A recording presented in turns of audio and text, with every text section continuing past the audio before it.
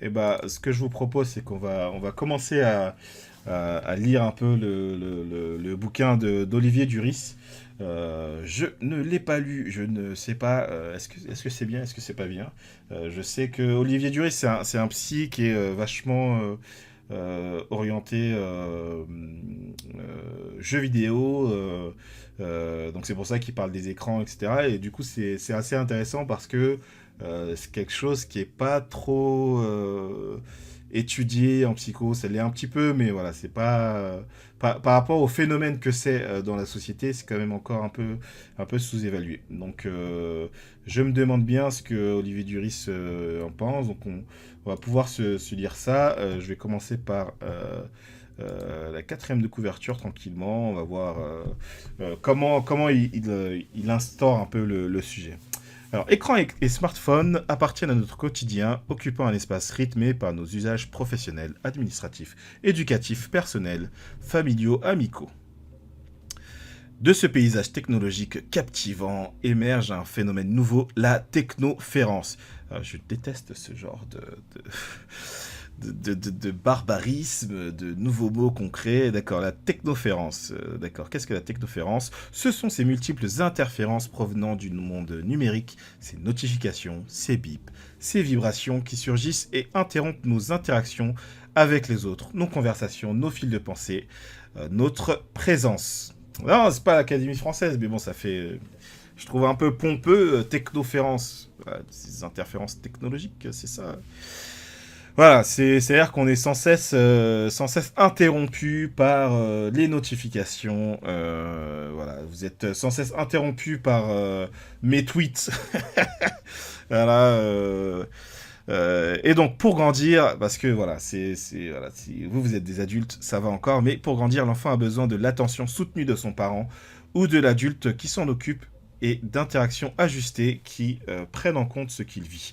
Il a besoin d'exister dans une continuité relationnelle préservée des intrusions technologiques. Donc, c'est intéressant parce qu'on parle un peu déjà de ce qui était un peu évoqué dans la vidéo précédente. C'était en gros la relation parent-enfant, à quel point c'est important pour la construction de l'enfant, de l'adulte à venir, et la question c'est comment la technologie va venir un peu embrouiller tout ça. Ce livre questionne l'impact de ces interférences dans les liens parents-enfants et en interroge les traces sur le développement des plus jeunes. Il y a souvent cette question qui revient, qui est bon, bah, est-ce qu'on peut mettre l'enfant devant un smartphone moi, comme je disais, je bosse dans un service où on organise des visites parents-enfants. Et un cas classique, c'est des enfants voilà, en bas âge, genre 2 ans, et il y a le parent, souvent c'est des pères, qui va laisser regarder un dessin animé sur l'écran parce que ça le calme, tu vois, ça le canalise. C'est le premier truc à repérer, c'est quelle fonction ça a pour le parent de laisser regarder la vidéo. Alors, ça dépend des familles, hein. Parfois, c'est quand le parent n'a pas trop envie d'avoir affaire à l'enfant, d'avoir à être un peu créatif pour occuper l'enfant. Voilà, il peut laisser ça, voilà, comme on laisse un enfant devant la télé, etc. Et parfois, c'est juste que voilà, il joue, et après, il y a un moment de la visite où il le met devant tel ou tel dessin animé. Ça, c'est vraiment voilà, un sujet classique. J'imagine que ça va être abordé dans le livre, des repères âge par âge au fil du développement de l'enfant, outils le professionnel pour penser avec le parent, la place à réserver aux écrans dans l'environnement familial. Généralement, on dit que voilà, les écrans, c'est pas avant 3 ans, quoi. Et nous, on voit, moi je vois dans mon taf, bien avant 3 ans, des parents qui collent les enfants devant les écrans, devant les smartphones, des enfants qui sont très très habiles pour savoir comment aller chercher le jeu et comment fonctionne le jeu, etc. Et ça donne lieu justement à des conflits entre parents, parce que moi c'est ça un peu le cœur de mon taf. C'est de pouvoir permettre des visites en dehors du conflit, et ça c'est quelque chose qui peut raviver le conflit de ah mais vous vous rendez compte, il met devant l'écran alors qu'on déconseille les écrans avant 3 ans, et voilà, comment tu gères en tant que parent dans la relation entre ton enfant, mais aussi dans la relation entre les parents. Ça, c'est voilà, petite déformation professionnelle. Pour vous présenter, Olivier Duris, c'est un psychologue clinicien de l'UFR, d'études psychanalytiques de l'Université de Paris Diderot. Il est docteur en psychopathologie et psychanalyse, c'est-à-dire qu'il a fait une thèse. Il est l'auteur de nombreux articles sur le numérique, donc comme je disais, c'est un peu ça le sujet. Ah ouais, tu fais ça? Ouais, je fais ça, hein. Je fais ça dans la vie. La moitié du temps, je fais ça, et le reste du temps, je suis avec le collectif Le Réseau. Connaissez-vous le collectif Le Réseau? Et donc, sur le numérique, sur les relations des enfants et des ados avec les écrans. Alors, il a sorti Pratique excessive et pathologique des jeux vidéo. Peut-on parler d'addiction? Et vous voyez, tous ces sujets où on dit, ah là là, les jeux vidéo, est-ce que ça rend violent, etc. Voilà, lui, c'est quelqu'un qui va pas mal aborder ça. Et je trouve que c'est intéressant parce que c'est lui quelqu'un qui a grandi avec les jeux vidéo. Donc, qui va pas avoir ce regard un peu conservateur sur le sujet. Mais qui va vraiment voilà, analyser en tant que psy quelle est la question. Donc c'est pour ça que ça m'intéressait.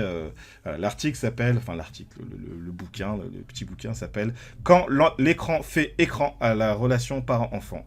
Voilà, c'est comme ça qu'on appelle voilà, qu'on titre les trucs quand on est des psys. On va se mater un peu le sommaire, savoir à peu près à quelle sauce on va être mangé. Alors je me suis dit, vas-y, on va regarder ça ce soir. Je sais pas si on aura le temps de tout dire ou pas, on verra.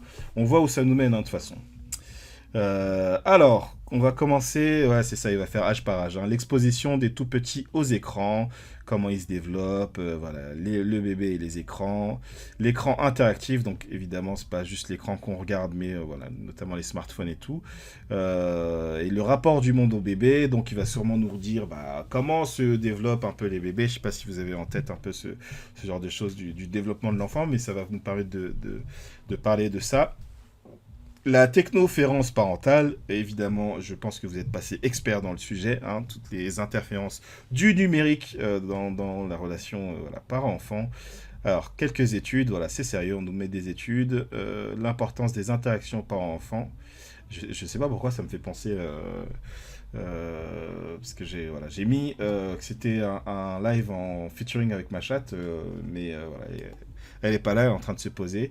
Mais parce que vous savez que les animaux, les chats, pareil, faut un peu les activer. Alors que moi, souvent, je suis un peu cassé. Je suis souvent très câlin avec ma chatte.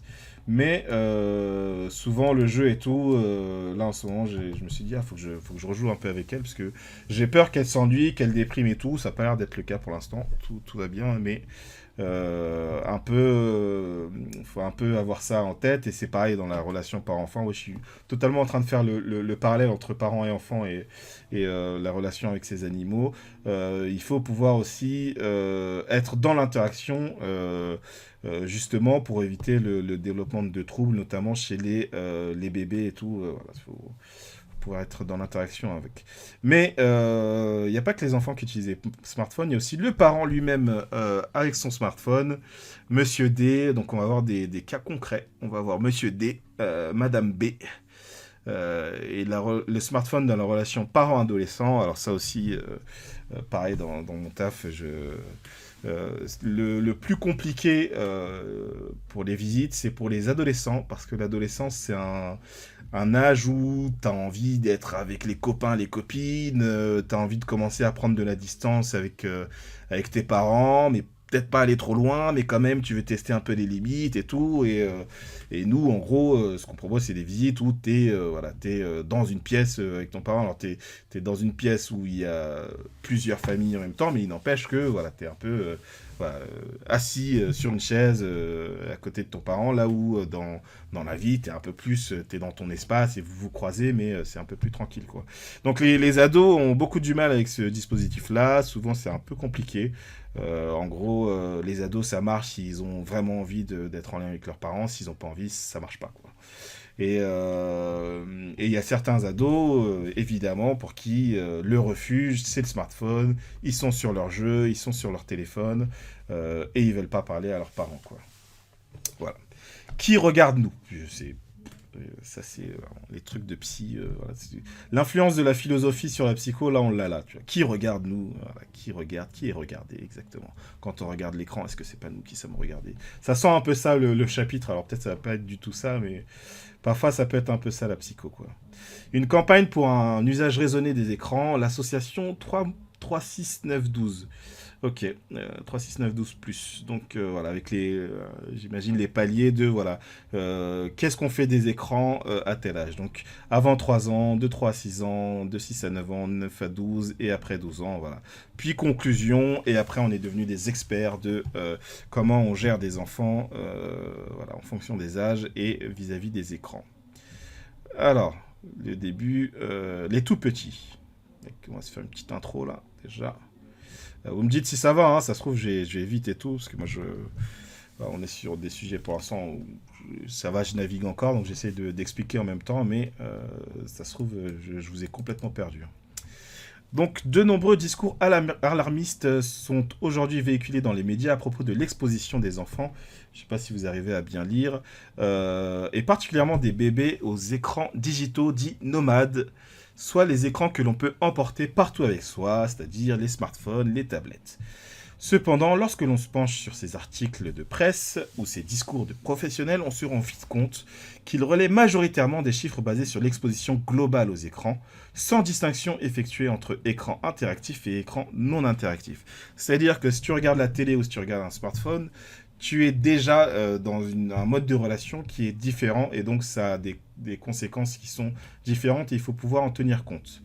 Voilà. Pourtant, les effets connus que présentent les études actuelles sur la surexposition des enfants aux écrans concernent majoritairement l'exposition à la télévision.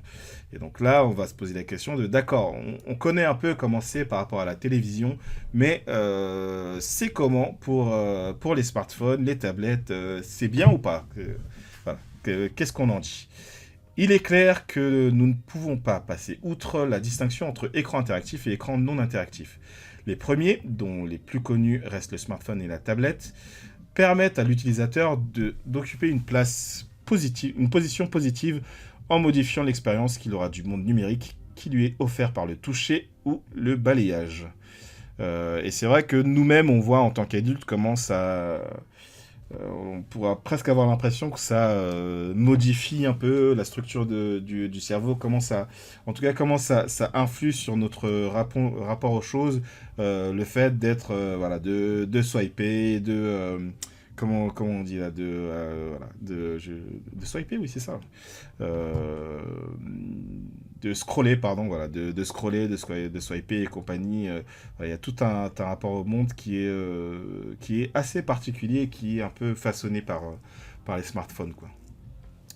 A l'inverse, les écrans non interactifs comme la télévision bloquent l'utilisateur dans un usage passif, ne pouvant qu'être spectateur de ce que l'écran lui donne à voir. Bien évidemment, l'utilisation de ces écrans est également à prendre en compte. Regarder passivement des vidéos sur une tablette ou sur un smartphone revient à avoir un usage non interactif d'un écran qui lui est interactif. C'est donc bien plus la manière dont on se sert de l'écran qui importe que l'écran lui-même. Il n'en demeure pas moins que les écrans nomades sont des outils technologiques qui ont pris une place importante dans les foyers, que ce soit dans le domaine de l'éducation, de la culture, des relations sociales ou dans tout ce qui concerne la vie en société. On est absolument envahi d'écrans.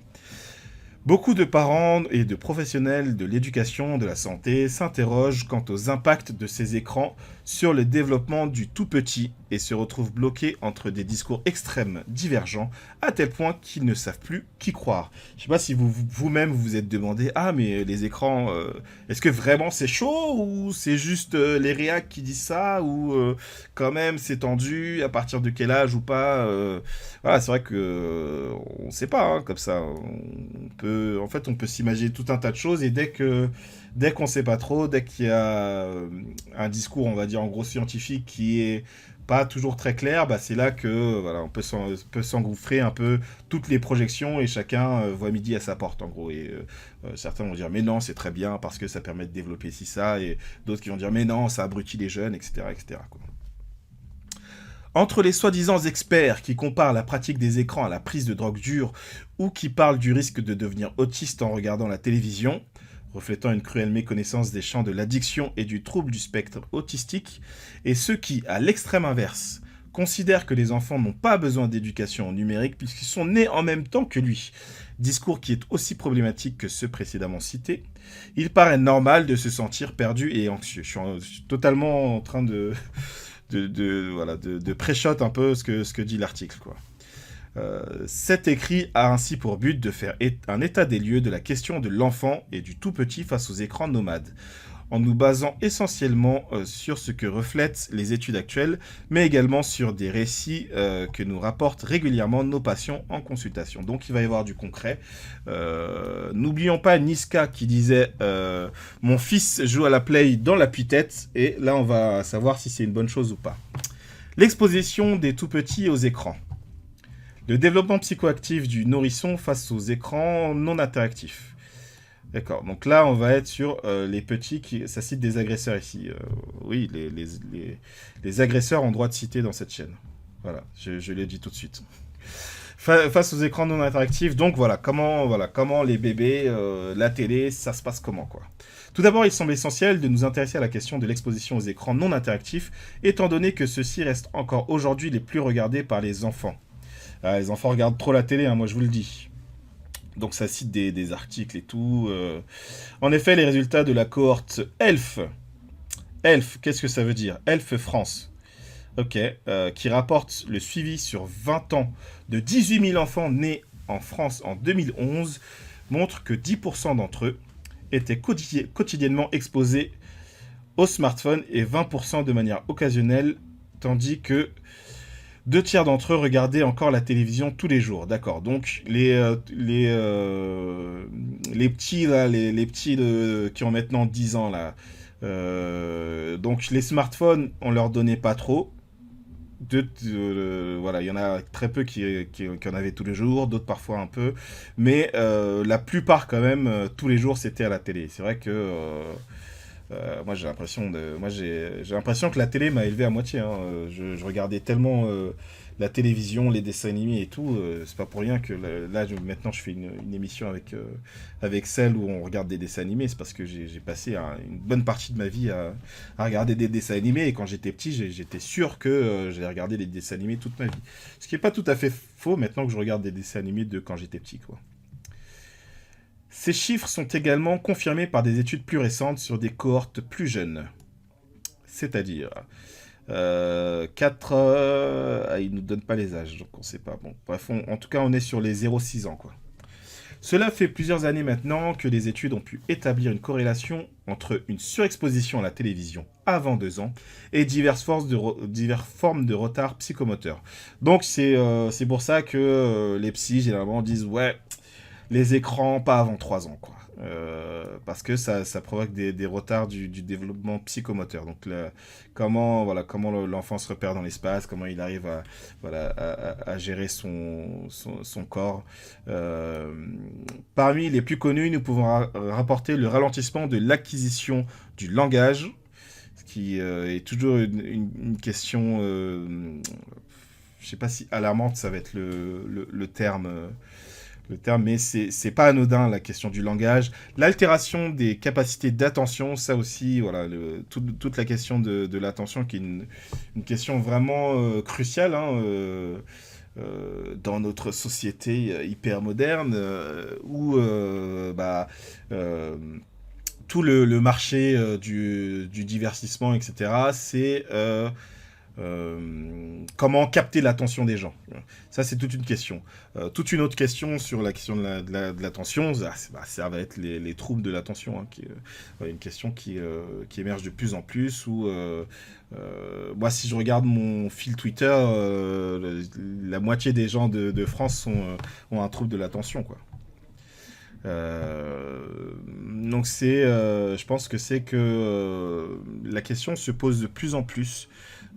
Si j'essaie de me rappeler de quand j'étais jeune, on parlait déjà d'hyperactivité, mais je pense qu'il y a justement une attention un peu plus accrue vis-à-vis de la question de l'attention qu'ont les enfants, quoi.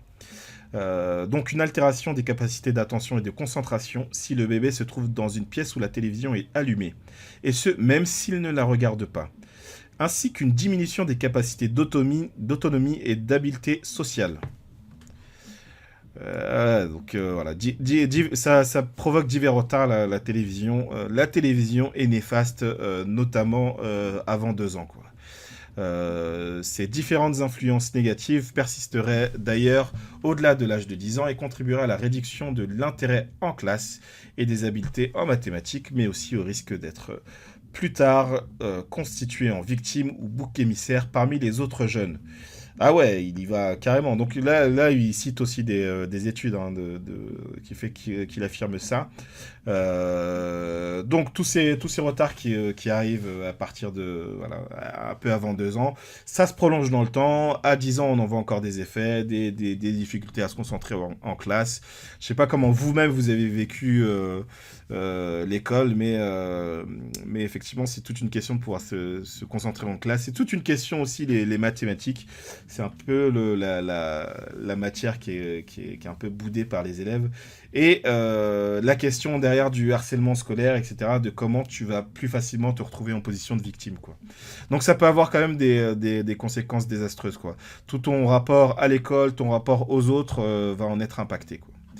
D'ailleurs, le rapport aux mimiques et aux capacités empathiques serait lui aussi impacté, ce qui pourrait provoquer des comportements d'isolement lorsque l'enfant souffre de ne pas comprendre les mimiques de ses pairs ou des quiproquos conduisant à des situations de conflit. Donc c'est ça, c'est que ton rapport aux autres, il y a c'est dit plus haut, l'habileté, voilà, les habiletés sociales sont complètement altérées. On comprend pas un peu comment fonctionne un peu le monde social, comment on se comporte avec les autres, pourquoi les autres se comportent comme ci, comme ça. Et du coup, on va être plus facilement isolé et compagnie. C'est intéressant parce que ça recoupe avec certaines choses qu'il y avait dans la vidéo là, de Va te faire suivre, même si là on parle pas de troubles dissociatifs de l'identité, hein. Mais on retrouve la question de l'isolement, de la solitude et de quels effets ça a un peu sur le psychisme, quoi. C'est d'ailleurs pour ces raisons, entre autres, que l'Académie américaine de pédiatrie recommande, depuis 1999, de ne pas exposer les enfants de moins de 2 ans aux écrans non interactifs. Donc, s'il a moins de 2 ans, vous ne le mettez pas devant la télé. Cette recommandation n'a pas changé depuis plus de 20 ans, et les études ultérieures ont appuyé ce discours. Et donc, comme je vous disais, voilà, généralement on dit les écrans pas avant 3 ans, etc. À la suite de tous ces différents résultats, est apparue la fameuse théorie de la substitution, selon laquelle plus les enfants passeraient du temps devant la télévision, moins ils en auraient pour des jeux créatifs. C'est-à-dire, c'est vraiment les parents qui vont dire arrête de jouer à la play, va toucher de l'herbe, quoi. Pour des activités interactives aussi, impliquant leur motricité et leurs 5 sens, et pour d'autres expériences cognitives sociales fondamentales. Donc, comme tu vas regarder la télé, tu vas avoir tendance à moins être dans des activités qui vont impliquer ton corps, tu vas être en gros assis en train d'ingurgiter des images, et tu vas moins être dans la motricité, quoi. Cette théorie de la substitution est aujourd'hui très répandue et partagée dans de nombreux discours médiatiques et ou professionnels. Cependant, différents chercheurs commencent à la remettre en cause. J'avoue que moi, c'est quelque chose que je regarde un peu en bizarre, parce que c'est un discours qu'on voit beaucoup chez les réacs de voilà, t'es là, tu bouges pas, etc. T'es totalement inactif, etc. Pour moi, c'est les mêmes gens qui disent mais vous êtes des moutons, etc. Pour moi, c'est vraiment le même discours qui est assez caricatural, quoi. Et donc ça, c'est remis en cause par différents chercheurs. Les études qui ont été citées, notamment sur l'impact des écrans, ne relèvent que des liens de corrélation et non de causalité. C'est-à-dire que les difficultés de motricité ne sont pas dues en soi au visionnage de la télé, mais on voit que plus on regarde la télé, plus on trouve ces difficultés-là, quoi. De plus, un grand nombre d'enfants très jeunes sont quotidiennement exposés aux écrans, mais peuvent tout de même bénéficier d'activités variées et stimulantes avec leurs parents. Tandis que d'autres, tout petits jamais exposés aux écrans, peuvent s'avérer très peu stimulés et accompagnés. Et vous voyez comment le plus important, le premier maillon de la chaîne, c'est la relation parent-enfant. C'est pour ça que je vous parlais aussi de ma chatte, c'est comment dans la relation, on va stimuler ou pas l'enfant, et qu'est-ce qu'on va faire avec l'enfant. Vous voyez aussi, je pense que vous pouvez voilà, deviner que quand on est plus pauvre, qu'on va être plus accaparé par le travail, plus fatigué par le travail, tout ça peut avoir aussi des conséquences.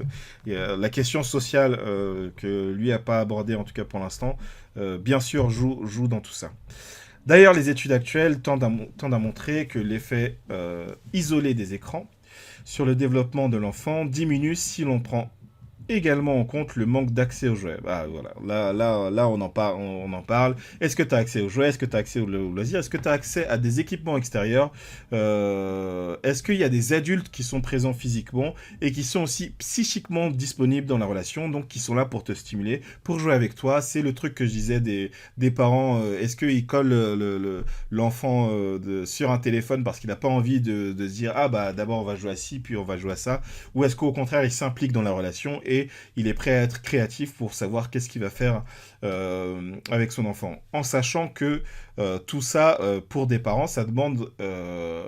c'est difficile quand eux-mêmes n'ont pas été stimulés enfants. C'est-à-dire que des enfants qui ont peu joué vont avoir du mal à être des parents qui vont jouer avec leurs enfants. Ça ne veut pas dire qu'ils ne peuvent pas, mais vous voyez comment il y a des processus de reproduction qui peuvent se faire aussi au fil des générations, quoi. N'hésitez pas à dire si tout ça est intéressant ou pas, parce que j'essaie d'agrémenter un peu le récit qu'il y a là, ce qui rallonge un peu la lecture, mais je sais pas si c'est intéressant ou pas. En tout cas, ces éléments se trouvent corrélés avec des situations socio-économiques défavorisées. On en arrive. C'est plus difficile pour les pauvres, encore une fois. Les études actuelles montrent que la surexposition aux écrans se retrouve majoritairement dans les milieux les plus défavorisés sur le plan socio-économique. Moi, ça me fait penser, je vous disais que j'ai beaucoup regardé la télé. Moi, quand j'étais petit, en fait, justement, le travail de ma mère faisait que moi, quand je rentrais de l'école, ma mère bossait encore, donc je rentrais en solo et je me mettais devant la télé. J'avais mes cassettes, notamment la cassette du Roi Lion qui était la meilleure. J'avais la cassette d'Aladin, de Le Retour de Jafar. Et voilà, je me matais. Voilà. En fait, en gros, le temps de mater un film, ensuite ma mère arrivait, quoi. Mais elle savait que si je suis devant un film, bah, je vais pas faire de bêtises, je vais être concentré dedans et il y aura pas de souci, quoi. Mais du coup, effectivement, elle-même ne pouvant ni être présente physiquement ni faire en sorte que quelqu'un soit présent, et bah là c'est l'écran qui a occupé mon temps. Bon, je m'en suis pas mal sorti, mais vous voyez comment la question du milieu social va tout de suite faciliter la place des écrans dans la vie de l'enfant, quoi. Il convient donc de s'interroger sur la place que l'écran occupe dans ses effets néfastes sur le développement que nous venons de relever. Est-ce l'écran en lui-même qui poserait ce problème ou le manque de lien, d'interaction et de jeu? C'est très important, ça. Le problème n'apparaîtrait-il pas lorsque l'écran vient lui-même faire écran à la relation? C'est-à-dire que c'est pas juste un écran qu'on regarde, c'est un écran qui vient j'allais dire en supplément, c'est pas ça, mais en suppléance, qui vient à la place, qui vient remplacer ce qui devrait être une relation. Alors on dit souvent parent-enfant, il faut entendre surtout d'un enfant à un adulte qui s'occupe de cet enfant-là. C'est-à-dire c'est ça les besoins de l'enfant, c'est besoin qu'on s'occupe de soi, et en gros plus l'enfant est jeune, plus il a besoin qu'on s'occupe de lui, mais même quand il commence à être un peu plus âgé, etc., il a besoin qu'on lui fasse à manger, mais aussi qu'on garde un œil dessus, quoi. Même si on est à distance, il y a toujours un œil dessus sur qu'est-ce qu'il fait, etc., quoi. Ce constat peut être d'ailleurs appuyé par le fait que la probabilité d'utiliser des outils technologiques augmente lorsque l'enfant montre au préalable des difficultés relationnelles avec ses pairs. Et oui, moins il a de facilité à s'intégrer socialement, moins il a d'amis, etc., plus facilement il va aller vers les écrans. Voilà. De la même manière, je vais essayer de faire le lien là aussi avec la vidéo qu'on vient de voir, de la même manière que Tyler Durden le parcours de Jack vient combler une solitude, bah, la solitude peut être comblée aussi par des écrans. Donc, où est-ce que j'en étais ? Le fait que la probabilité d'utiliser les outils technologiques augmente lorsque l'enfant montre au préalable des difficultés relationnelles avec ses pairs, notamment une moindre intégration sociale ou une pauvreté dans les contacts. Et oui, les gens qui ont le contact un peu bizarre, tu vois, les gens où... je sais pas si vous, ça vous est arrivé, mais parfois, quand on est enfant, on a des copains comme ça où on sait que ils sont pas pareils, quoi. C'est un peu plus difficile d'être en contact avec eux. Vous voyez, ce genre d'enfants-là, bah, ils vont plus facilement avoir des contacts avec les écrans, d'autant plus, parce que moi j'imagine mon enfance, mais les enfants d'aujourd'hui ont un accès aux écrans qui est encore plus facile, quoi. Dans ce cas, la pratique des écrans ne viendrait que renforcer une problématique déjà présente, et ça c'est important.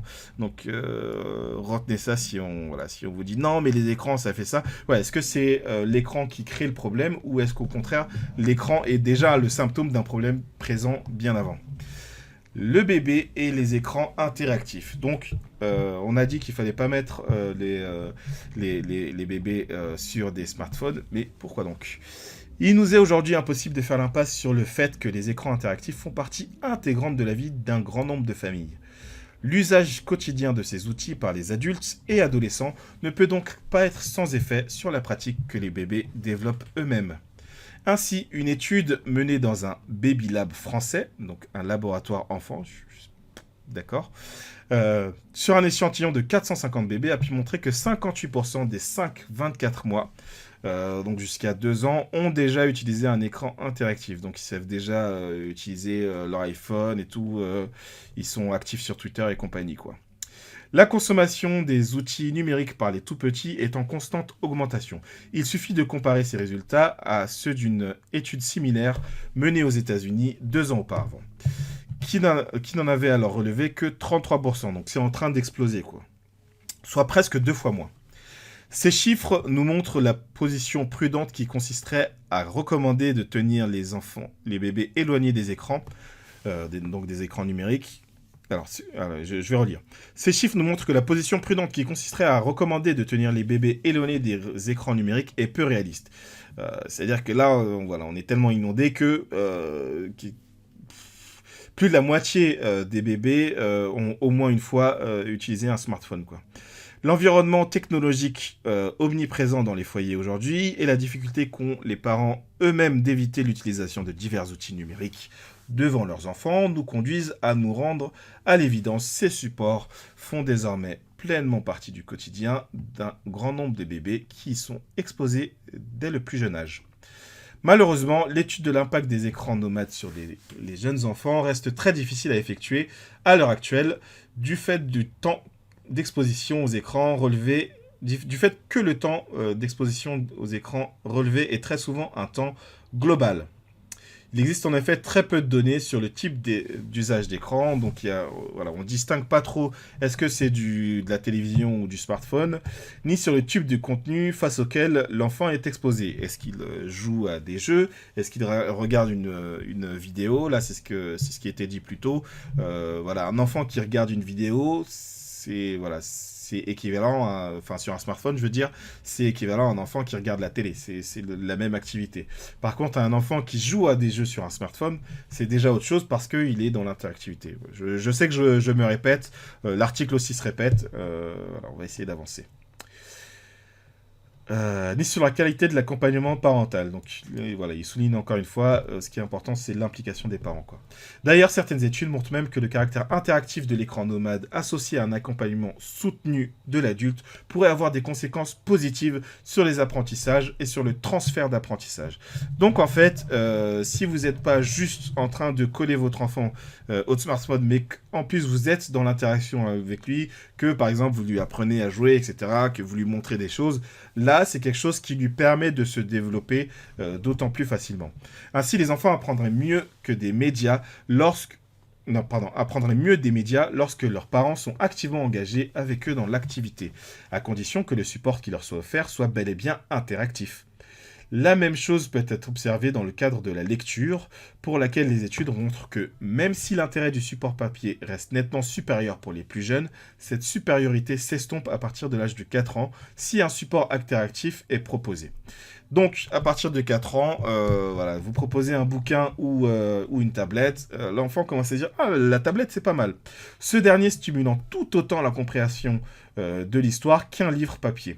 Donc, c'est là où c'est intéressant, c'est que euh, on est, voilà, on commence à apprendre que, bon, certes, les écrans, les smartphones, les tablettes et tout, ça peut avoir des effets délétères, mais ça peut aussi avoir des effets bénéfiques, en fait, pour le développement des enfants. Tout dépend de comment c'est utilisé. Ce sont des outils. En outre, l'objet livre engage à cet âge un champ de manipulation fondamental. Tenir le livre dans le bon sens, tourner les pages, acquérir une représentation de la chronologie. L'utilisation des interfaces tactiles chez le tout petit pourrait également avoir un effet positif sur le développement des capacités motrices fines du bébé. Une étude récente n'a ainsi relevé aucune conséquence négative de l'usage des tablettes sur les différentes étapes du développement des tout petits. Au contraire, il est même souligné que les enfants qui utilisent le plus tôt les écrans interactifs développent plus rapidement des habiletés de motricité fine avec des objets réels. C'est-à-dire qu'ils ont tellement l'habitude de manipuler les smartphones que les gens, leurs pouces, leurs mains, leurs doigts, ils sont calés de ouf. Voilà, limite, ils peuvent un peu commencer à faire la vague, faire des petites pas de danse et tout. Ils sont chauds de ouf. Précisons que cette association positive concerne les enfants dont les activités sur la tablette ou le smartphone impliquent un usage accompagné par l'adulte et un contrôle de l'écran, par le toucher ou le balayage par exemple. Et non un usage passif comme regarder des vidéos ou des images. Parce que voilà, encore une fois, si tu regardes juste des vidéos, en fait, c'est juste une télé, quoi. Par ailleurs, la variable du temps passé devant l'écran reste à ce stade déterminante. Aussi, limiter le temps d'usage de l'écran pour privilégier les activités physiques et socio-émotionnelles indispensables soutient l'enfant dans son développement et son rapport au corps et à l'espace, au temps, etc. Nous y reviendrons. D'accord. Donc voilà, là, voilà, on a vu un peu comment l'enfant, le bébé, le tout petit face à l'écran, comment il se comporte. Euh, donc, il n'y a pas que du négatif. En fait, si le parent est dans l'accompagnement et si l'enfant ne passe pas trop de temps, en vrai, c'est même plus intéressant de commencer à introduire assez tôt des écrans, mais des écrans interactifs pour les enfants. Ça les aide en fait à se développer. Comment vous allez, bande de gens? Où est-ce qu'on en est, nous, de la lecture? L'écran interactif, on en est, voilà, exactement, voilà. On s'est lu un petit chapitre, tranquillement. On est aux pages 10, voilà. Parce que dans ce que j'ai préparé, on a aussi, voilà, je vois que là, il est 21h45, tranquillement. On peut aussi se faire un petit visionnage de la nouvelle vidéo de comment il s'appelle Mister Arcani Corvo de la chaîne Kaleidoscope. Connaissez-vous Arcani Corvo de la chaîne Kaleidoscope?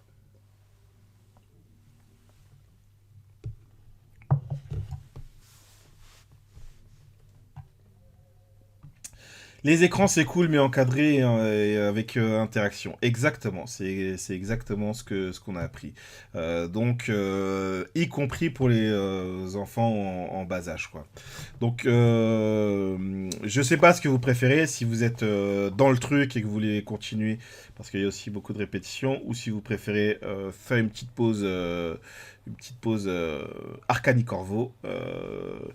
Sa chaîne Kaleidoscope, il y fait des analyses, si jamais vous connaissez pas, il fait des analyses d'œuvres de pop culture d'un point de vue un peu politique. Je sais même plus c'est quoi. Je vais péter le lien du PDF, moi je suis dedans. Ouais, vas-y, mais on peut continuer, hein.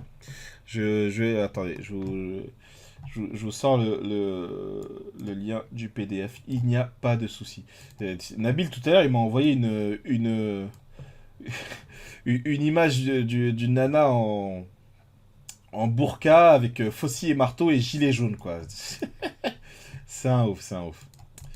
Alors, donc, on lisait donc d'Olivier Duris chez Yakapa. Quand les écrans font écran à la relation parent-enfant. Ah, apparemment, il a des podcasts, des webinaires, voilà. Paf, paf, paf. Ouais, je vais vous envoyer le lien du PDF. Il n'y a point de souci. Let's go. Le PDF est disponible ici même. Donc vous pouvez lire ça. Sachez que voilà, il y a une version. Je vous envoie aussi le lien du site, hein, parce qu'il y a une version ePub. Je sais pas, on dit ePub, je sais pas, ePub, attends, laisse-moi repasser en petit. On va repasser en petite discussion. Il y a une version ePub ou ePub de ce bouquin, donc en fait vous pouvez le lire comme ça vous convient le mieux. Voilà. Et c'est vrai que c'est intéressant. Moi, très franchement, je savais pas que ça pouvait être intéressant dans certaines conditions, c'est-à-dire s'il y a une interaction, si le parent est impliqué et que quand même ça reste encadré. Je savais pas que ça pouvait même être voilà, aider au développement. Mais ça me surprend pas trop, c'est assez cohérent avec d'autres choses qu'on sait sur le développement des enfants, quoi. Moi, je me demandais si s'il allait un peu parler de ça, parce que finalement, là, il y a beaucoup de répétitions hein, dans le, dans l'article. Ça aussi, c'est des trucs un peu universitaires. Ils ressentent le besoin d'être sûr que tu as bien compris, etc. Alors que bon, on a compris assez vite, tu l'as bien résumé contre soirée. Euh, voilà, moi ce que je vous propose, alors, toi t'es dedans, si tu veux on peut continuer la lecture. Là on avait lu un chapitre, on peut s'en enquiller un deuxième, hein, tranquillement. C'est un peu, c'est un peu la suite directe parce qu'on reste sur la question du bébé. Euh, donc ouais, on va se remettre un petit deuxième, puis voilà, puis on fera une petite pause ensuite. Check les chapitres, voici, il n'y en a pas un qui est répétitif. Bah, j'ai peur avec celui-là, mais ça a pas l'air, c'est l'écran interactif. Donc on reste là-dessus, sur le rapport du bébé au monde, mais là on va plus en détail sur l'imitation, sur le langage, etc. Comment il explore le monde. C'est vrai que ça avance doucement. Donc, checkons ça, on passe à donc l'écran interactif et le rapport au monde du bébé. Le bébé et l'imitation. Nous savons à quel point les bébés s'avèrent être de formidables imitateurs.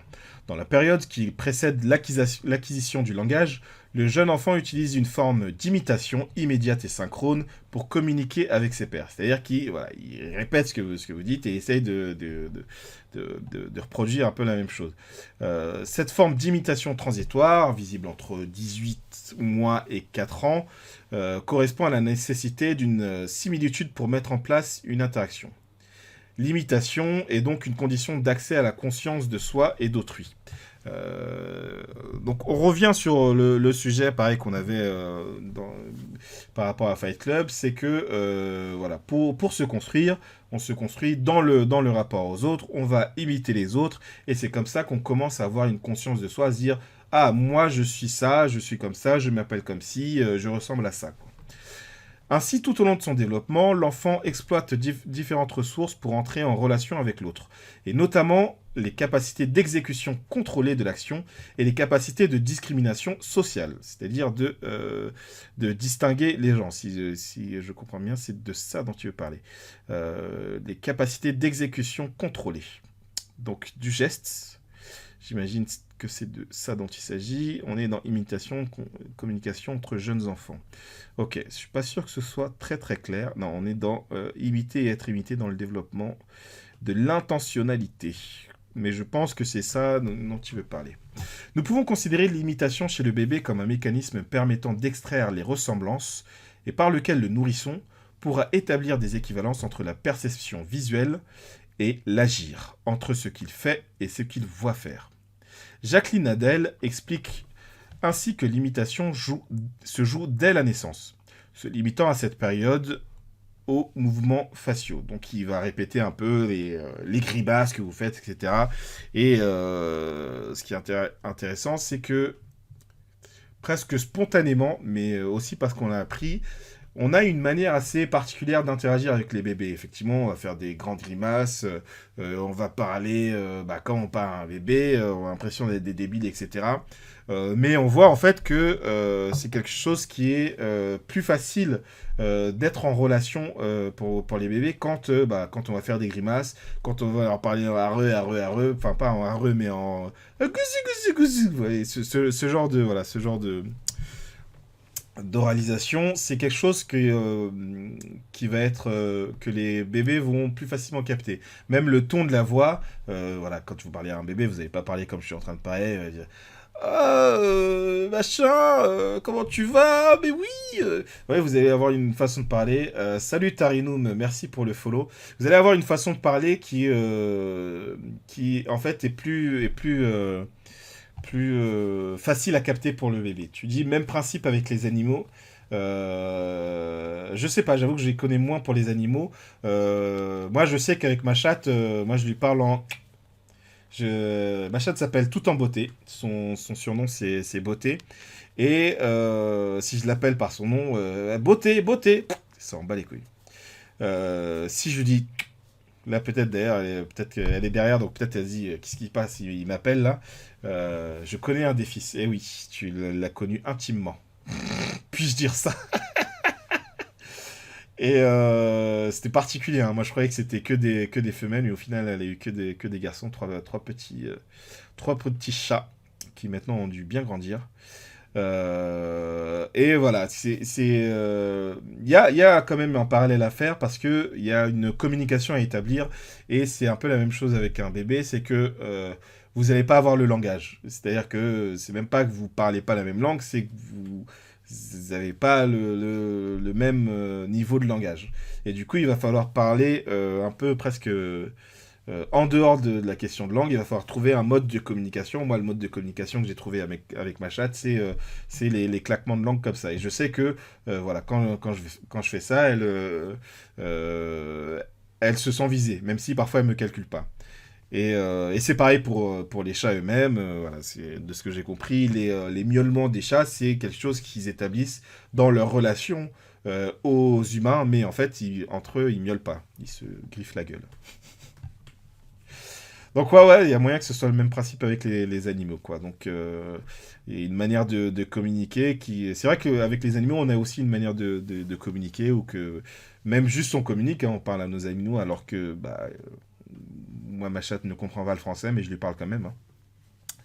Le nouveau-né, alors Tarinoum, je sais pas si tu as suivi, mais on est en train de lire un article sur les rapports comment les écrans jouent dans la relation parent-enfant, dans l'éducation qu'on a aux enfants. Et là, on est vraiment sur les bébés, les nouveau-nés, etc. À partir de quel âge on peut introduire des écrans? Et on a vu que en fait, on peut les introduire assez tôt. Malgré que ce qui circule un peu, c'est pas d'écran avant 3 ans. En fait, on peut avoir des écrans avant 3 ans si, si le parent reste impliqué dans la relation de l'enfant à l'écran, et s'il encadre un peu, si ça dure pas trop longtemps, etc., quoi. Ça peut être un bon outil d'éducation. Le nouveau-né sera donc capable, dès le début de la vie, de reproduire différents mouvements, tels que l'ouverture de la bouche et la protrusion de la langue. Où en êtes-vous au niveau de la protrusion de la langue, en ce qui vous concerne? Ah, il n'est pas parti pour nous expliquer ce que c'est que la protrusion de la langue. Je ne sais pas si vous savez ce que c'est, hein. Donc il nous disait protrusion de la langue, clignement des yeux et expression faciale primaire. Je vais chercher ce que c'est que ce truc-là.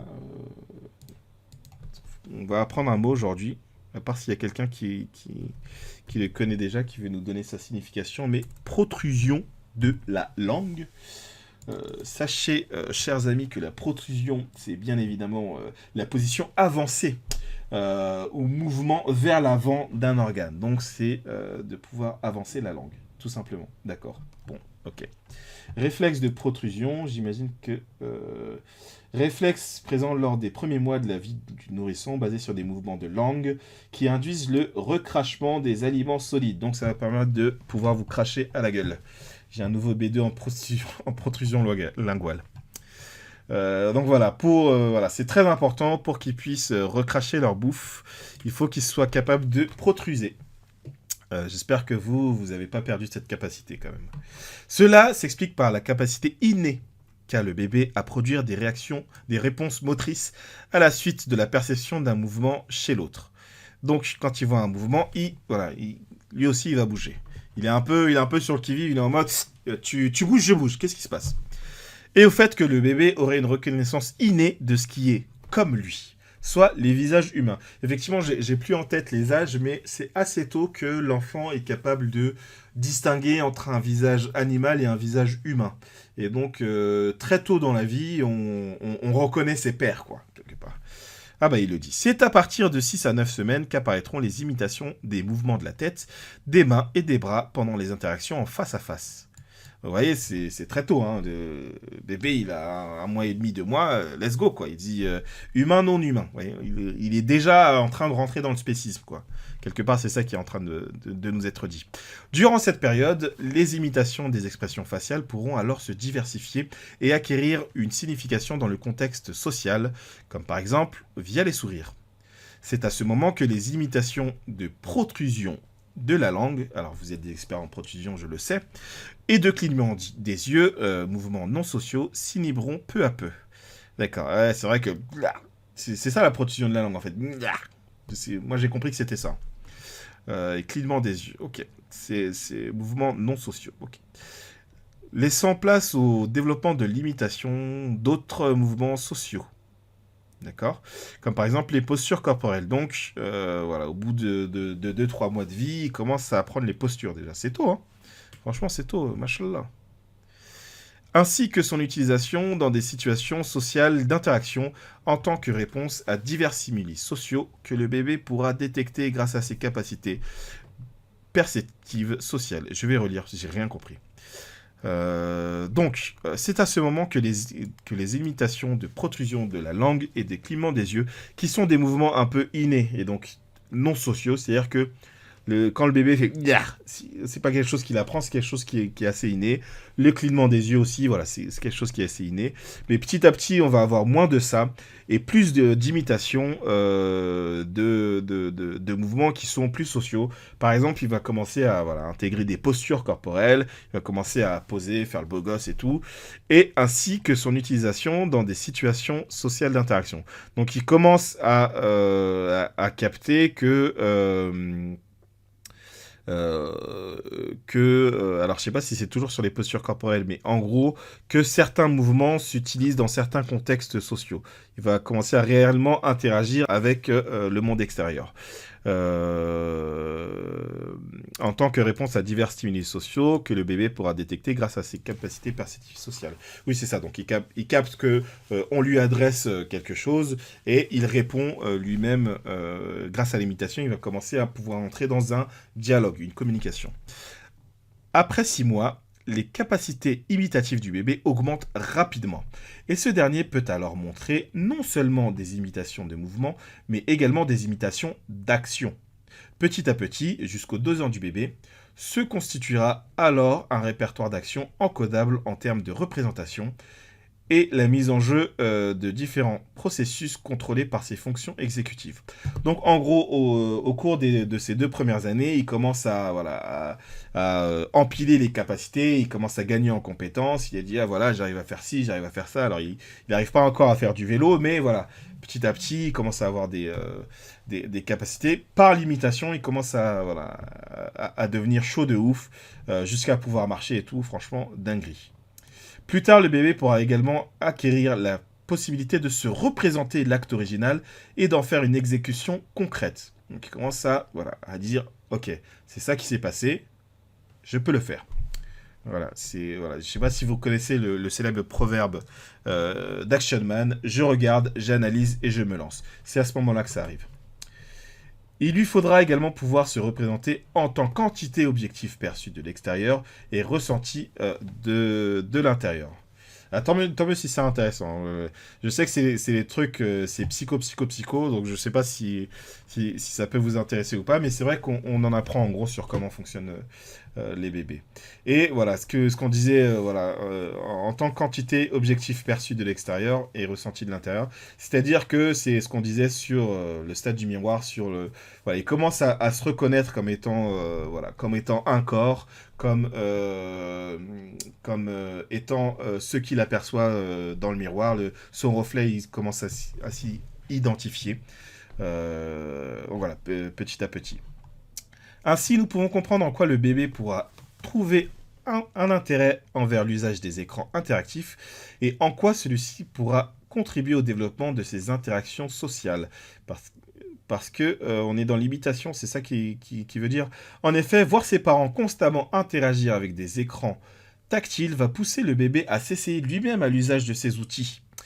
De plus, certaines applications vont précisément solliciter l'enfant du côté de ses capacités d'imitation. Alors là, prenez des notes parce que là, on va apprendre comment on peut manipuler les bébés. Voilà, si vous voulez faire, si vous aussi vous êtes dans la création de contenu, voilà, là, on sait que comme les bébés, vous voyez, c'est comme plus tard, quand voilà, les enfants jouent à la marchande, ils jouent à tel et tel truc, là, voilà, ils voient les parents, et on parle de bébés, là, on ne parle pas encore d'enfants, ils voient les parents utiliser les smartphones, ils veulent faire pareil, et sur les smartphones, ils découvrent des trucs qui vont un peu le stimuler, quoi. C'est notamment le cas de toutes celles qui, donc de toutes les applications qui s'appuient sur des expressions émotionnelles. Le tout petit va être amené à reproduire les mimiques vues sur l'écran, ou encore les modulations verbales. C'est-à-dire que quand il commence à regarder Troum Troum et tout, il voit des... J'aime bien comment je vulgarise derrière. Il voit des gens avec les expressions, vous voyez, un peu exagérées, et pareil, il va essayer de reproduire un peu les mêmes choses.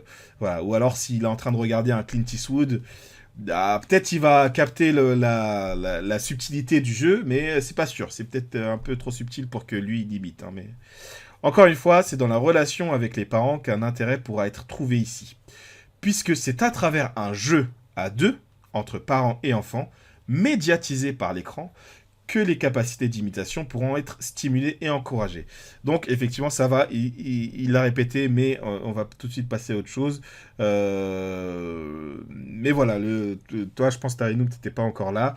L'important, c'est que l'écran, ce soit pas la fin en soi. L'écran, c'est un moyen d'éduquer un peu un enfant, mais c'est pas juste, voilà, je te mets un écran et basta, quoi. Je file mon smartphone, tiens, joue à Candy Crush, quoi. L'écran interactif et le développement du langage. Alors je vous propose qu'on aille jusqu'à voilà, on s'arrêtera à la technoférence parentale parce que ça voilà, c'est des dingueries, mais voilà, on en est juste là, on a 3-4 pages je crois en gros. Fernald et Simon, est-ce que vous connaissez Fernald et Simon? Vraiment c'est les meilleurs. Moi je trouve c'est les meilleurs, je les connais pas. Ont effectué une recherche avec des bébés âgés d'1 à 3 jours, à qui ils faisaient entendre la voix de leur mère. Ils constatèrent, je vais prendre des notes là, je vais faire des vidéos là-dessus peut-être. Hein. Ils constatèrent que les nourrissons avaient une appétence orale exacerbée pour la prosodie de la voix de leurs parents, qui se caractérise par une grammaire, une ponctuation et une mélodie particulière. Oui, la prosodie, c'est ça, c'est la mélodie qu'à la voix. Et c'est ce dont je parlais dans le... vous voyez, le ton qu'on prend vis-à-vis des enfants, et ben en fait, les enfants, très tôt, arrivent, voilà, on parle de 1 à 3 jours. Hein. C'est-à-dire, le bébé, il vient de naître, il date littéralement d'hier, il commence déjà à reconnaître la voix de ses parents. Cette recherche a permis de découvrir qu'un nourrisson n'ayant pas fait l'expérience de la satisfaction alimentaire, et donc avant la première montée de lait, devenait extrêmement attentif et se mettait à sucer avec une forte intensité une tétine non nutritive lorsqu'il entendait une forme prosodique particulière de la voix maternelle s'adressant à lui. C'est-à-dire que on lui file une tétine, il est là, il est tranquille, machin. Je vérifie, hein, il n'a pas encore fait l'expérience de la satisfaction alimentaire. Et donc, avant la première montée de lait, tu vois. Donc, il a à peine bouffé, tu vois, le bébé, il a entre 1 et 3 jours. On lui file une tétine, il entend la voix de sa mère, il se met à téter. C'est particulier, hein, l'être humain, quand même. Hein. L'étude montre également que si la mère enregistre sa voix sans être en face de son bébé, les pics prosodiques de sa voix seront différents. C'est-à-dire qu'elle-même, quand elle s'adresse à son bébé, elle a déjà une manière de s'adresser, que c'est déjà ce que je disais un peu tout à l'heure, qui va faire que lui va mieux entendre, mieux comprendre, être plus accessible à son discours. Alors il comprend pas ce qu'elle dit, mais il comprend que quelque chose lui est adressé, et ça va un peu stimuler des choses cellules qui vont faire qu'il va être tenté de téter, par exemple.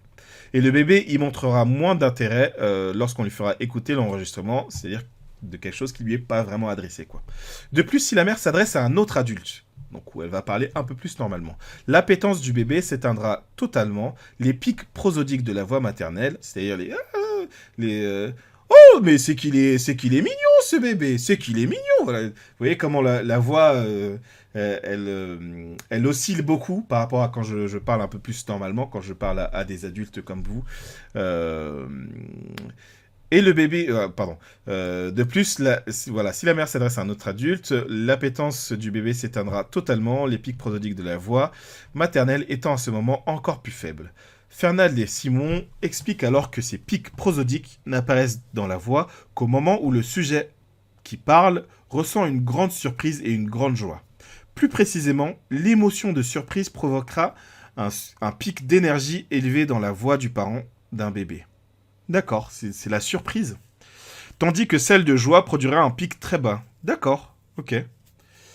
C'est un gros problème, certains parents l'utilisent comme moyen d'occuper. Ouais, c'est ce que je disais, les écrans, si on te colle l'écran, là, c'est un problème d'éducation, en fait. C'est au-delà Le problème, c'est pas tant l'écran lui-même, mais que le manque d'interaction entre le parent et l'enfant qui fait que, il n'est pas assez stimulé, l'enfant, quoi.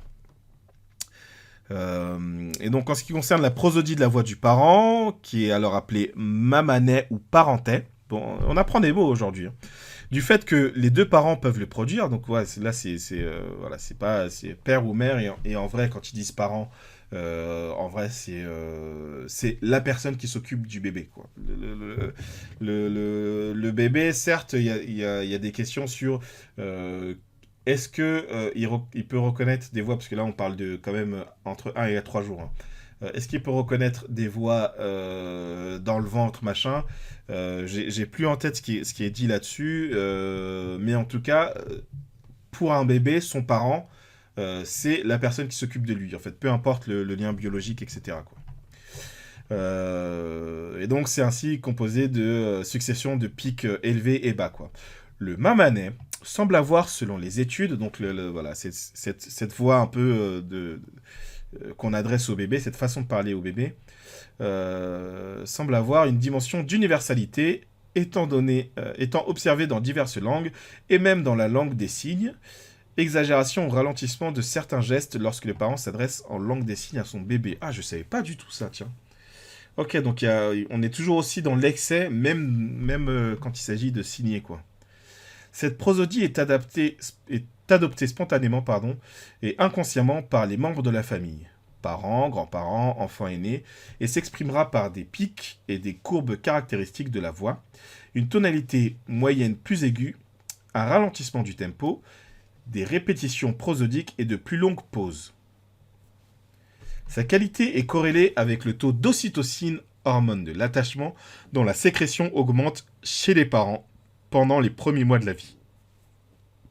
Ah, ce qu'on appelle effectivement l'hormone de la tendresse. Dès la naissance, le bébé est ainsi passionné par le mamanet. Cette prosodie marquée par la joie et la surprise que le parent ressent à la vue de son nourrisson et dans l'interaction avec lui.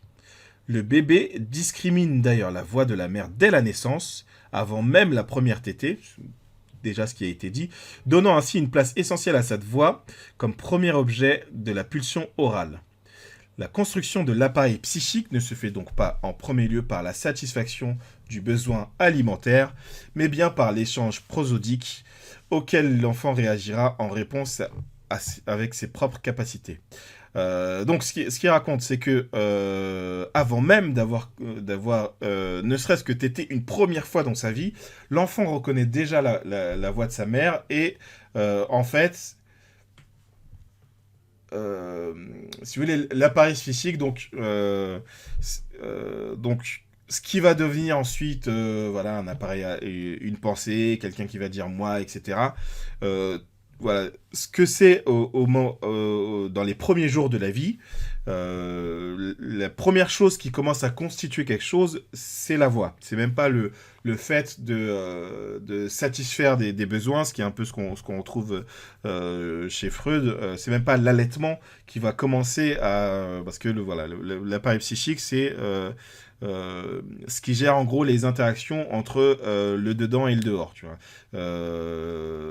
Donc par exemple, j'ai faim, je ressens la faim, je vais me mettre à pleurer, machin, à crier, et à un moment, je vais être allaité, et là, je vais être contenté. Eh bien, avant même tout ça, avant même toute cette expérience, il y a déjà, j'entends une voix. J'entends la voix de maman. C'est ouf, hein, on voit ce qu'on est en train de lire. Euh, ça dit beaucoup de qu'est-ce que va devenir en gros, quelle va être la place de la mère dans la vie de tout un chacun, qu'est-ce que c'est qu'une mère, et pourquoi il y a autant de rappeurs qui font des chansons sur leur maman.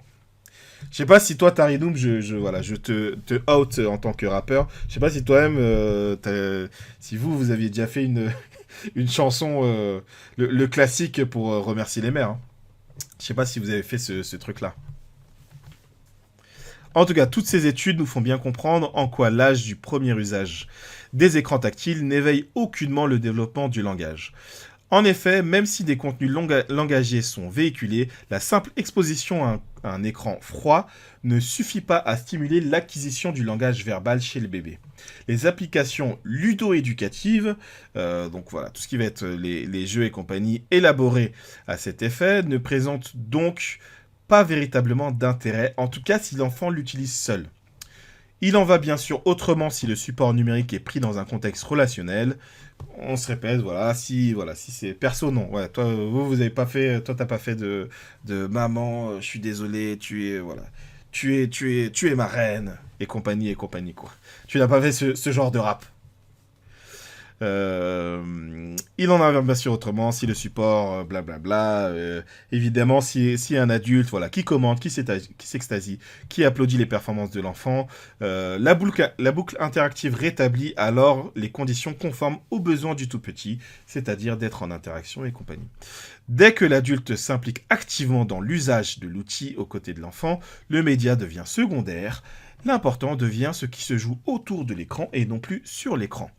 Voilà, on va lire une dernière partie là avant de clôturer sur cette lecture. Mais c'est vrai que c'est intéressant, on apprend des choses.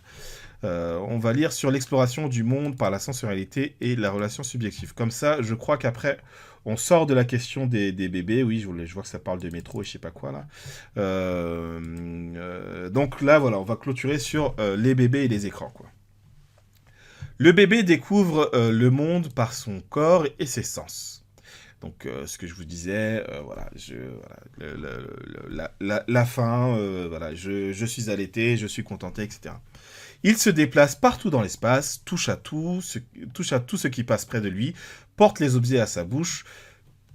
Plus ses capacités motrices et de préhension, donc pour pouvoir attraper les objets, se développeront, et plus il pourra exploser Plus il pourra explorer le monde qui l'entoure. C'est ce que Jean Piaget a nommé le stade sensorimoteur. Donc Jean Piaget, un psychologue célèbre, notamment du développement des enfants. Et donc c'est un stade qui s'étend de la naissance aux 2 ans du bébé. Lorsque le tout petit se retrouve face à un écran interactif, il va donc le toucher, le balayer, etc. Bref, il va spontanément essayer pour voir. Or, l'attitude qui consiste à faire d'abord pour découvrir ensuite est celle qui préside aux premières expériences, aux premières traces de l'enfant, avant qu'il ne subordonne son geste au désir de l'intentionnalité. Donc, au début, c'est un peu... voilà, il fait un peu au hasard, et puis ensuite, il va y avoir l'intentionnalité de faire avec la répétition de « Ah ok, quand je fais ça, ça fait ça, donc si je veux que ça fasse ça, je fais ça ». Il va donc frotter son doigt à la surface de l'écran et découvrir, stupéfait, la trace du mouvement qu'il a accompli.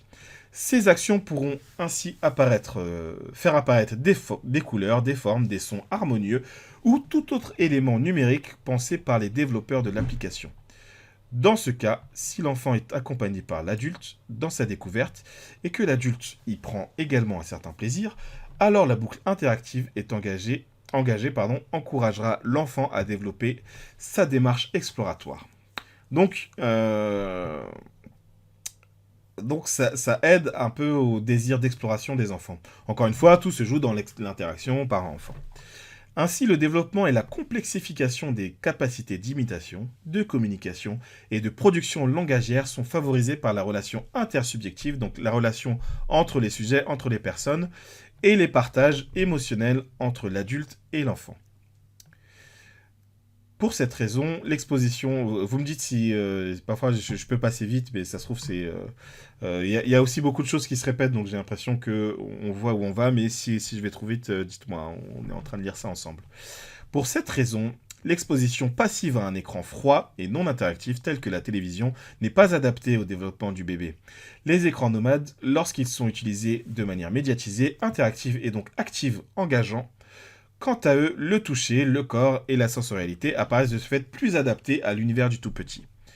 Ce qui fait comprendre en quoi aucun élément, à ce jour, ne permet de conclure à un effet néfaste de l'usage précoce de ces outils technologiques, à partir du moment où cet usage se fait de manière interactive et adaptée. On se répète, on se répète, on se répète. Toutefois, il est bien évidemment essentiel de rappeler que le soutien et la médiation d'un adulte, etc., sans l'instauration d'une boucle interactive, etc. Par ailleurs, il importe de limiter le temps d'usage de la tablette, etc. Nous comprenons donc en quoi la place des écrans occupe en eux-mêmes dans les effets négatifs liés à une surexposition aux écrans reste à relativiser. Donc il ne faut pas tout de suite dire les écrans c'est le mal, il est bien plus important de questionner la place des interactions familiales, des relations entre parents et enfants, ainsi que la communication, plutôt que de simplement se focaliser sur le rapport à l'écran. C'est ce que je vous disais un peu sur mon travail, sur est-ce que le parent colle l'enfant à l'écran. Bon, moi aussi je me répète, hein, forcément. Est-ce qu'il colle l'enfant à l'écran pour pas avoir à s'en occuper, en gros, c'est-à-dire qu'il reste à côté, mais il ne le stimule pas, ou est-ce que il joue avec et de temps en temps, il lui dit tiens, regarde les Teletubbies, ce qui est déjà un peu pas la même chose, quoi. Et encore, moi je dis regarde les Teletubbies, ce qui est déjà un truc qui est voilà, une activité qui n'est pas interactive, mais voilà. C'est-à-dire qu'il faut voir comment est utilisé l'écran et pas juste diaboliser l'écran, quoi. Finalement, tout est une question de partage, d'échange et d'interaction. Dans ce contexte, l'écran interactif peut avoir un côté intéressant tant qu'il reste un outil de médiation dans la relation entre le parent et son enfant. Voilà. Je propose qu'on s'arrête là pour cette lecture. On reprendra la suite voilà, la semaine prochaine. Là, on ira sur les technoférences parentales. C'était un peu particulier. Disons que les Teletubbies, c'est quand même vachement bien pour les mômes, quoi. Bah ouais, pour les coups, ça les stimule, même si c'est pas dans un truc qui est, comment dire, qui est interactif, quoi. Mais oui, les Teletubbies, ouais. C'est pas particulier, les Teletubbies. Donc la technoférence parentale, la technoférence étant voilà, les interférences créées par les notifications et tout de la technologie, du numérique et tout. L'autre jour, une collègue me rapportait cette histoire. Elle est assise dans le métro, en face d'une mère et son enfant. Ce dernier est installé dans sa poussette, le visage tourné vers sa mère, qui, elle, semble absorbée par son téléphone portable. Le bébé hurle... Alors, je ne sais pas si vous voyez suffisamment... Voilà, là, on va être bien... Une influenceuse qui filme toute sa vie, ouais, c'est ça, surtout sur Snap, et qui est très très suivie, et qui se fait énormément harceler. Ouais, c'est un bon résumé, c'est ce que j'ai compris un peu de la situation. Donc le bébé, il est assis en face de sa mère, et sa mère, elle est voilà, absorbée par son téléphone portable. Le bébé hurle à plein poumon. Essayant de le calmer, la mère range alors son téléphone, le regarde, lui souriant et en lui demandant ce qui n'allait pas. Aussitôt, les cris s'arrêtent. Et elle joue quelques minutes à faire des grimaces avec son fils. Une fois les choses calmées, elle reprend son téléphone dans sa poche et replonge son regard dans son écran. Alors l'enfant repart de concert, de cris et de pleurs. Repart dans un concert de cris et de pleurs. Nous sommes nombreux parmi les cliniciens à observer la place importante qu'occupe le téléphone portable dans la vie des parents lorsque ceux-ci viennent consulter avec leurs jeunes enfants. Téléphone dans la salle d'attente ou parfois donné au bébé ou à l'enfant pour l'occuper, appel ou SMS envoyés pendant la séance, etc. Demander à certains parents de couper leur téléphone pendant la consultation peut parfois être un moment essentiel de la thérapie, permettant au thérapeute de montrer l'intérêt du jeu entre l'enfant et son parent, sans que ce dernier ne se retrouve distrait par une conversation téléphonique envahissante. Donc les précédents chapitres, on était sur est-ce qu'on peut donner un smartphone, une tablette à un bébé, même très jeune. Et là, on est sur comment les écrans vont préoccuper, enfin pas préoccuper, mais vont absorber les parents et du coup vont détourner les parents de leur fonction parentale, quoi. Donc c'est voilà, le rapport des parents aux écrans cette fois. J'ai bien lu ça, ouais. Ainsi, il nous semble important d'appuyer un constat que nous avons pu relever depuis plusieurs années. Si de nombreuses études et campagnes de prévention se sont attardées sur les dangers de la consommation des écrans par les tout-petits, assez peu portent sur l'appauvrissement des interactions entre parents et enfants du fait d'un usage des écrans, et majoritairement des écrans nomades par les parents. Ce phénomène porte pourtant un nom, la technoférence parentale. Alors moi, voilà, c'est dans ce texte-là que j'apprends ce mot. Je trouve ça pas ouf comme mot technoférence, mais bon, ok. Et semble tout aussi important, si ce n'est même plus, que l'exposition directe du nourrisson aux écrans numériques. Quelques études et quelques chiffres. On doit le terme de technoférence parentale à Brandon T. McDaniel, qu'on ne remercie pas. Un chercheur en psychologie qui a montré que les interruptions régulières des échanges de contacts et de regards du fait d'un intérêt porté vers un outil technologique, plus particulièrement le téléphone portable, pouvaient nuire aux relations de couple et aux relations parents-enfants. Ah ouais, il va sur les relations de couple. Mais en gros, quelle place prend le téléphone dans nos vies et comment ça joue, comment ça nuit à nos relations de couple et relations parents-enfants. Ces interruptions relationnelles sont alors associées à une altération de l'attention et de la réactivité que les parents auront vis-à-vis de leurs enfants. Étant donné que leur attention et leur engagement seraient, dans les temps de technoférence, plus importants à l'égard du téléphone mobile que de leur nourrisson, sont associés à une altération de l'attention et de la réactivité. Oui, c'est ça. Ouais. Ils sont captivés par leur téléphone, beaucoup plus que par leur nourrisson. Ainsi, de nombreuses préoccupations peuvent être soulevées, notamment sur le bien-être émotionnel et le développement psycho-affectif des enfants. Et du coup, en fait, effectivement, les écrans, les téléphones et tout ont pris une place importante dans nos vies. La question de l'attention est une question de plus importante. C'est ce que je disais, je crois, déjà la semaine dernière. Dans le divertissement, en fait, on est vraiment dans une économie de l'attention et c'est pour ça qu'il y a eu un moment la règle pas la règle des 5 secondes, mais les pubs sur YouTube, ça durait 5 secondes parce que c'est le temps qu'on te laisse de capter l'attention du spectateur et sinon il peut ignorer la pub.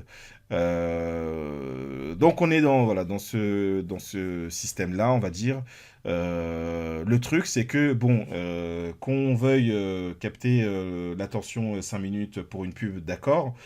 Seulement, si on arrive à capter l'attention de quelqu'un qui est responsable d'un enfant, là, ça pose un problème parce que les besoins psycho-affectifs de l'enfant restent les mêmes. Ses besoins pour se développer, il a besoin d'attention et il a besoin d'interaction.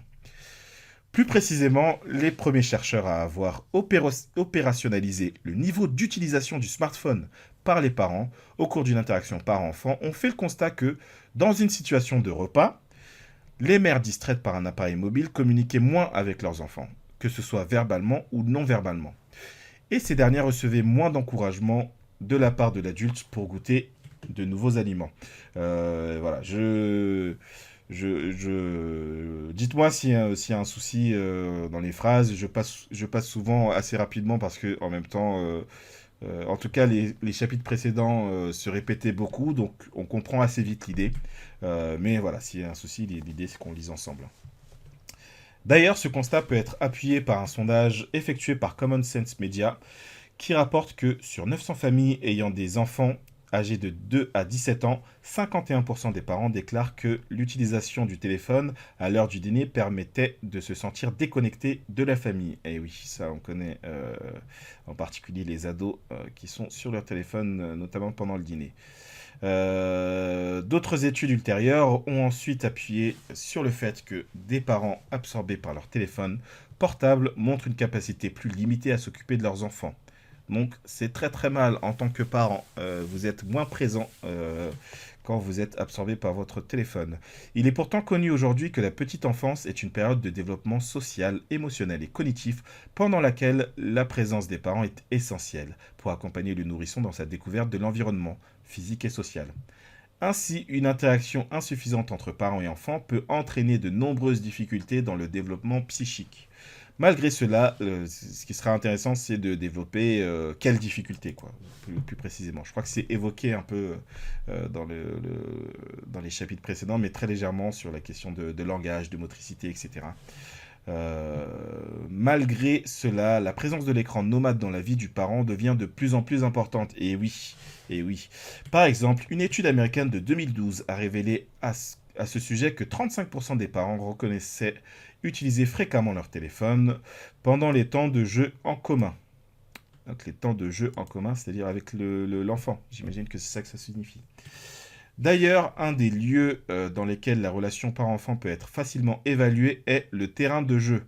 En effet, ce genre d'endroit favorise les rencontres avec des pairs et peut accompagner le petit homme dans son acquisition d'habiletés sociales importantes, comme la prise de parole, la patience, la retenue, etc. Les parents sont, dans ces espaces, les principaux agents de socialisation de l'enfant, l'accompagnant par le dialogue et le jeu, tout en l'aidant à interpréter les réalités sociales et à s'intégrer dans un lieu public. Toutefois, plusieurs études ont pu montrer que très nombreux sont les parents qui accompagnent leurs enfants dans des activités récréatives en plein air, tout en s'amusant sur leur téléphone mobile pour éviter de s'ennuyer ou d'avoir l'impression de faire usage d'un temps non productif, avec des gros guillemets. Plus précisément, 79% des adultes utiliseraient leur téléphone mobile pendant qu'ils surveillent les enfants qu'ils ont à charge, allant d'une seule utilisation à un tiers du temps. D'accord. Ouais, bah, on s'en doute bien que la plupart des parents, ils sortent au moins une fois leur téléphone. Ça peut aller jusqu'à un tiers du temps de passer au parc, si j'ai bien compris. D'accord. En gros, le texte va dire, en tant que parent, vous devez être présent, vous devez être dans une interaction avec vos enfants et vous devez les accompagner. Et plus ils sont jeunes, plus cette règle est vraie. Dans cette dernière étude, une classification, et donc comme c'est des textes, vous savez, un peu universitaires, ils essayent de prouver, donc on y va. Dans cette dernière étude, une classification de l'engagement parental en 3 paliers a été proposée par les auteurs. Un engagement fort, un engagement divisé et un faible engagement. Ces 3 paliers sont associés à l'attention du parent envers les comportements et émotions de son enfant, sa capacité à ne pas se laisser distraire par ses pairs, la communication sur un plan verbal ou non verbal, et les temps de jeu partagés. À ce sujet, les chercheurs ont pu montrer que les parents ayant un faible niveau d'engagement dans la relation parent-enfant utilisaient leur smartphone de manière constante, tandis que ceux qui présentaient un fort engagement ne l'utilisaient que très peu, voire pas du tout, ou alors dans un contexte interactionnel et communicatif pour prendre des photos, des vidéos, etc. L'utilisation accrue du téléphone portable par les parents sur de longues périodes de temps serait donc corrélée à une attention très faible envers les enfants et une disponibilité réduite pour les soutenir émotionnellement et les valoriser dans leur découverte du monde et de leurs différentes expérimentations. Donc on reste un peu sur la même idée.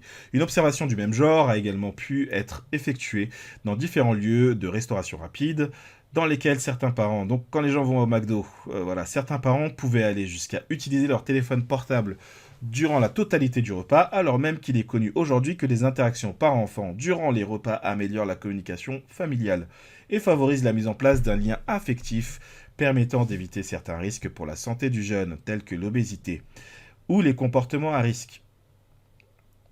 Certains de ces comportements à risque, donc ça c'est 45, c'est une étude en anglais, mais ça précise pas les Quel comportement à risque?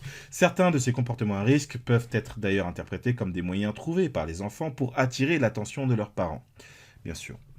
Enfin, de récentes études ont pu montrer qu'un parent utilisant un téléphone mobile près de son bébé pourra provoquer les mêmes réactions chez celui-ci que s'il était en situation expérimentale de still face, c'est-à-dire que il a un visage, j'allais dire impassible, un peu figé.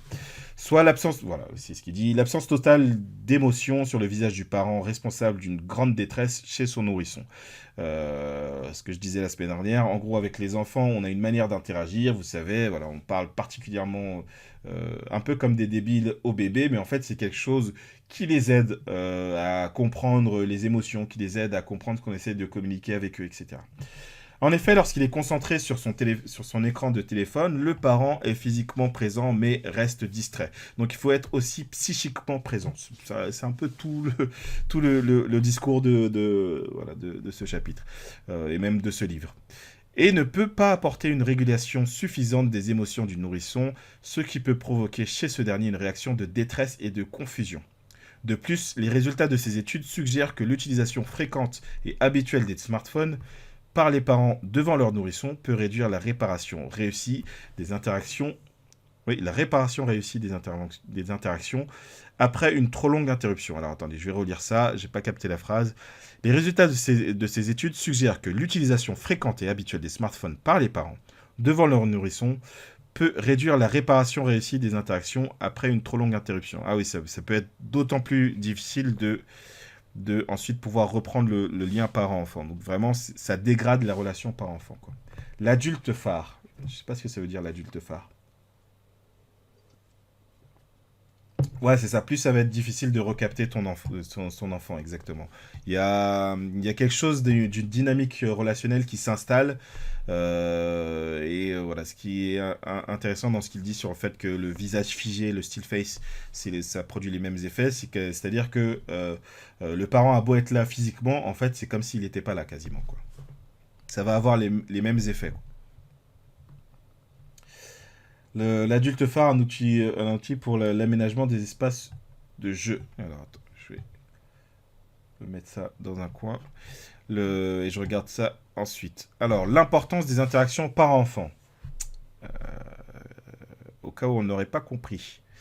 Ainsi, nombreuses sont les études qui montrent qu'une trop forte utilisation du téléphone portable par des parents peut augmenter la distraction parentale et réduire grandement les interactions entre parents et enfants. Cette interaction est pourtant essentielle pour le développement de l'enfant et particulièrement celle mise en place par l'échange de regards. Nous pouvons donc comprendre en quoi l'écran de téléphone peut bel et bien faire écran. C'est les psys, on est dans le jeu de mots. L'écran peut faire écran à la relation entre un adulte et son tout petit. D'ailleurs, un sondage en France en 2017 a montré que 50% des parents se laissaient distraire par leur smartphone dans les moments d'échange avec leurs enfants. Un autre sondage, alors je vais sauter un peu le paragraphe parce qu'on reste un peu sur la même idée. Nous savons aujourd'hui que les bébés sont directement captés par les mouvements colorés, d'accord, ce qui explique d'ailleurs pourquoi les écrans peuvent paraître si attrayants. Vous savez que ça nous envoie des couleurs à balles et de l'animation et tout. Par cette capacité, le tout petit va ainsi diriger son regard vers ce qui lui paraît le plus brillant, le plus mobile et le plus coloré dans le visage de l'autre, ses yeux. Donc normalement, voilà, c'est ça qui capte l'attention de l'enfant, c'est les yeux de son parent, de l'adulte, en tout cas l'autre humain. On voyait la semaine dernière que le bébé, au bout de quelques jours, arrive à reconnaître, connaître la différence entre... il arrivait à reconnaître, je crois, la voix de sa mère par rapport à d'autres, et ça prend... il me semble quelques semaines, peut-être que je confonds, j'ai plus les dates exactes, mais en gros, en quelques semaines, je crois que c'est ça, le bébé arrive à distinguer ce qui est humain et ce qui n'est pas humain, quoi. Donc très vite, il va pouvoir voilà, s'attacher aux yeux des êtres humains autour de lui, plutôt qu'à d'autres que ce soit partie du corps ou d'autres objets, etc. Si les yeux de son parent sont ne sont pas accessibles. Pardon.